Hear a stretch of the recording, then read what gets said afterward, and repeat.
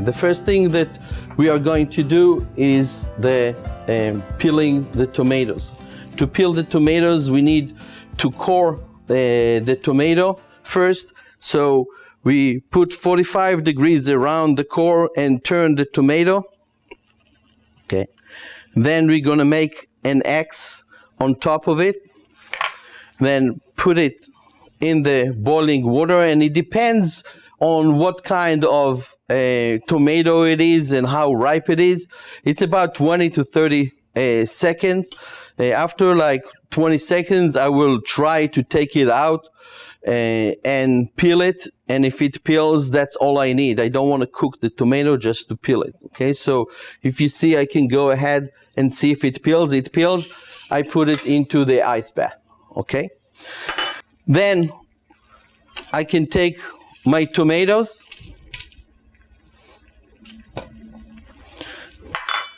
and go ahead and peel them. Because I made an X, I can start from the top and peel off all my tomatoes. You can do it also into your cutting board, the cutting board with the parchment paper, but this is not that dirty. It's nice and clean, so you can peel it and put it into the unusable trim. So this is for your tomatoes. Now our tomato is peeled. I showed you how to peel it, and now I'm going to show you how to cut it. At the end, I want the outside to be cut to beautiful small dice, and the inside clean out of seeds, like the core clean out of seeds and roughly chop. Why do we do that? It's because the outside can be garnished to a salad or to a plate, and the inside can be utilized to making a sauce, which we don't care exactly how it is cut. Okay, so this way we can utilize the whole tomato. The first thing you need to do is cut it in half, then cut it in quarters. Then take your quarter, stand it up on the cutting board, start cutting it, and then flatten it up on your cutting board. This way you're making sure you don't have the ridges of the tomato, and when you're going to dice it, it's going to be nice and flat. Again, stand it up, put your knife like this, start cutting, then turn it down, and then parallel to the cutting board, I want to get rid of all the seeds, okay? And it's nice and flat. If I see any seeds, I take them away. I don't want any seeds, not in my tomato sauce and not in my garnish. Removing the core. Remember, we don't throw it away. We're going to utilize it. Again, you're going to do it with all 4 tomatoes.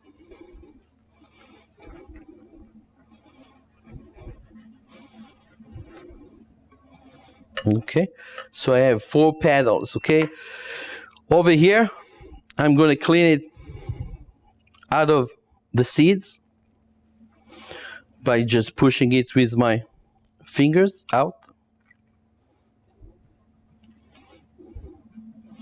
and I'm going to set it aside. And if I see any seeds, I'm going to get rid of them. Some chefs say to do it in water. I don't like to do it in water because I'm going to wash my flavor away from the tomato. So I don't want to do that. But if the chef tells you to do it this way, you can do it this way too. Okay? The advantage of doing it in water, it's easier to get rid of the seeds. Okay. I can utilize my knife to get this to the unusable trim. Let me show you how to beautiful cut the outside. So I have 4 petals over here. I'm going to like square it off as I go. So I take this off, have a straight side, then 1/4 inch cuts Once I can't make any more nice cuts, I go ahead and remove it. Then turn it around, cut this, and remove it. Now all I have to do is cut it 1/4 of an inch cuts this way. And once I can't make any more, okay, I have beautiful, the same size cuts of tomato concassé, okay? I'm gonna show you that one more time. First, square it off, then go ahead and cut 1/4 of an inch, and when you can't take any more, you put it on the side. Don't worry about this, we're gonna roughly chop it with the core, and we're gonna utilize it for tomato sauce, okay? Square it off, so you see that's the third side I squared off as I go, and then go ahead and cut it quickly. And you have beautiful cuts of tomatoes that are about the same size, and then this is how you can get the maximum point.